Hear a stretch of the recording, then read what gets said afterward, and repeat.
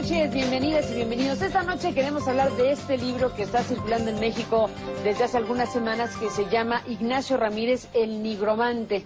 Memorias prohibidas, resguardados por 100 años, la familia decide exponer documentos e imágenes inéditas del constitucionalista y liberal del siglo XIX.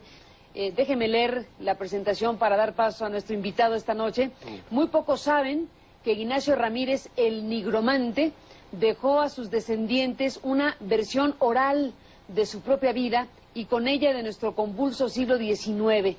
Desde 1879, estos relatos han guardado un enigmático silencio. Ahora, tras 5 años de trabajo, Emilio Arellano los expone a la luz pública, no sin antes ordenarlos y dotarlos de perspectiva histórica. El Nigromante asombra por su capacidad para anticiparse al futuro. Materializó el libro de texto gratuito, el modelo laico de educación, e hizo realidad constitucional las garantías individuales. Rebelde, insumiso, gran polemista, dotado naturalmente con talentos que parecían fuera de este mundo, actuó como el más liberal entre todos los liberales.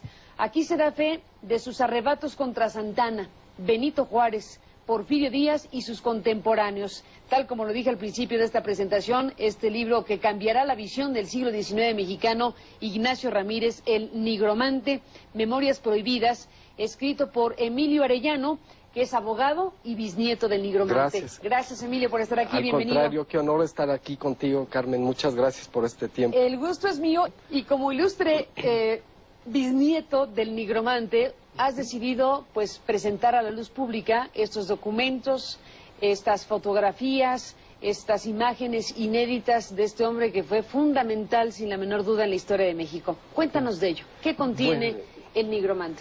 Bueno, a finales del siglo XIX salió la biografía hecha por Ignacio Manuel Altamirano. En esa biografía existían algunos pasajes que Porfirio Díaz en persona pidió suprimir porque los consideraba que iban a alterar la paz pública y la paz porfiriana. Ya ven que fueron 30 años de pasividad absoluta, no había mucha intelectualidad, etcétera. Entonces Ignacio Manuel Altamirano dijo que sería realmente instinto suicida de quien se atreviera a desafiar a Porfirio Díaz en una instrucción tan precisa y clara, ¿no? Entonces la familia dijo también que no tendría sentido también friccionarse con el poder en México, sobre todo por los pasajes de una biografía, porque don Ignacio Ramírez ya tenía dada la última palabra desde esos tiempos, ¿no? Entonces la familia se juntó con todos los descendientes de los liberales mexicanos y acordaron, para no perjudicar a las personas que aún vivían y a sus descendientes, guardar los documentos y las versiones complementarias de la biografía de don Ignacio Ramírez por 100 años, y el plazo se cumplió en 2006, entonces desde allí nos abocamos a estructurar todos los manuscritos y las fotografías, y resultó un documento muy interesante. Muy interesante. Entonces, digamos que es lo que no dijo Altamirano, básicamente lo que aceptó Altamirano censurar de su biografía sobre el Nigromante a petición o instrucción de Porfirio Díaz. Básicamente es lo que hoy tenemos por decisión de la familia y hoy se puede conocer. Así es, y es todo lo que no se sabía también de la familia de don Ignacio, ni tampoco, por ejemplo, la mayoría de las personas conocía físicamente a don Ignacio Ramírez. Como estuvieron también guardadas las fotografías del siglo XIX durante 100 años, por ejemplo, en la mayoría de los textos se ve el famoso grabado de Ramón Casas, que por cierto fue un pintor catalán, que el único mexicano que dibujó fue a don Ignacio Ramírez.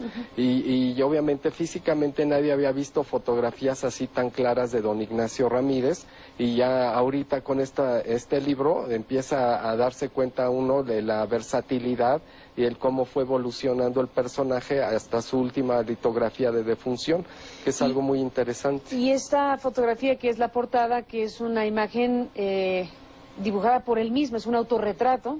Así es, genera mucho interés. Magnífico también. autorretrato, Magnífico, es extraordinario porque además de ser poeta, escritor, político, periodista de oposición, gran pensador social, todavía tenía cualidades artísticas y amaba la cultura de una manera impresionante. ¿Por qué no se conocía con esta precisión la imagen de Altamirano?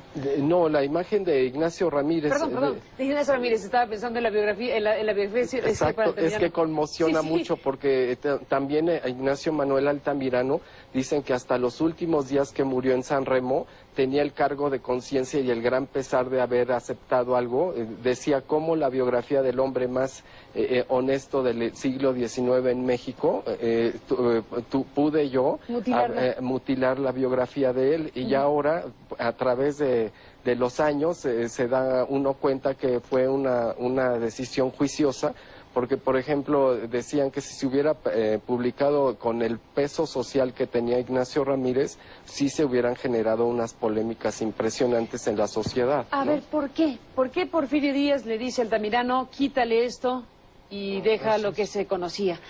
Pues, por ejemplo, ¿qué tipo de cosas hoy ya están varias, en este libro? Así es, hay varias etapas de la vida de don Ignacio que son impresionantemente importantes para el país, y muchos lo desconocían. Por ejemplo, la educación laica y gratuita que se le atribuye a Gabino Barreda es una total y absoluta falsedad de la historia oficial. Don Ignacio Ramírez, si me permiten comentarles una anécdota, la creó en 1847 en el Instituto Científico y Literario de Toluca.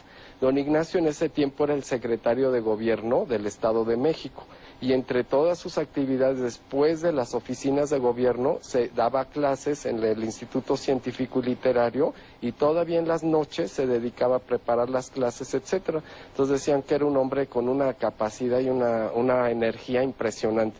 Pero todavía lo que le llamaba a la gente la atención es que, siendo secretario de gobierno, se dedicaba a ir a los mesones de Toluca y a todas las negociaciones a pedir por una caridad patriota y liberal que le obsequiaran el papel Estraza de los estanquillos para un proyecto especial que él tenía. Entonces de repente todo el mundo dijo, ¿para qué quiere esas 2 montañas de 1,5 metros de papel Estraza? No sabemos, vamos a ver qué pasa, es un misterio extraordinario.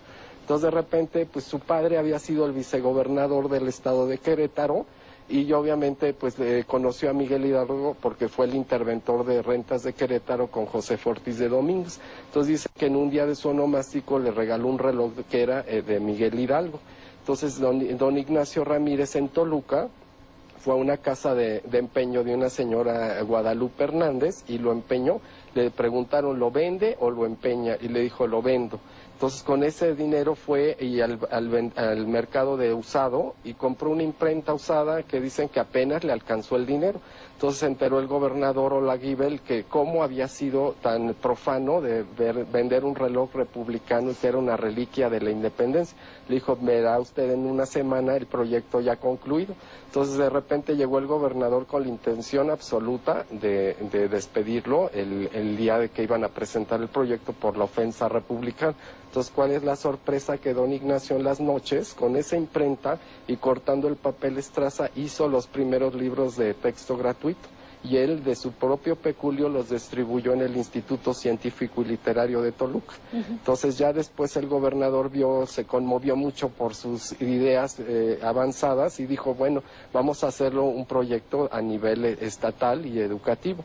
Entonces le dijo don Ignacio, sí, pero los niños de escasos recursos no van a estudiar de ninguna manera, aunque les dé uno los libros, si no tienen una holgura económica o sus padres tienen las posibilidades para que no tengan que ir a ellos a trabajar a la parcela. Entonces fue cuando estableció las becas para niños de escasos recursos, y de allí se permeó para toda la República. Entonces ya en 1868 el distanciamiento entre Benito Juárez y el nigromante era total y absoluto. Entonces, obviamente, el presidente Juárez, en una forma muy desleal, le atribuyeron todos esos conceptos y todos esos triunfos a Gabino Barreda, porque desde ese tiempo se había dado ya la instrucción de proscribir de la historia de México a don Ignacio Ramírez. De hecho, en Vicente Rivapalacio y en algunos autores no existe ningún comentario acerca de la existencia. O sea, fue una acción deliberada proscribir la imagen y la obra y las aportaciones del nigromante.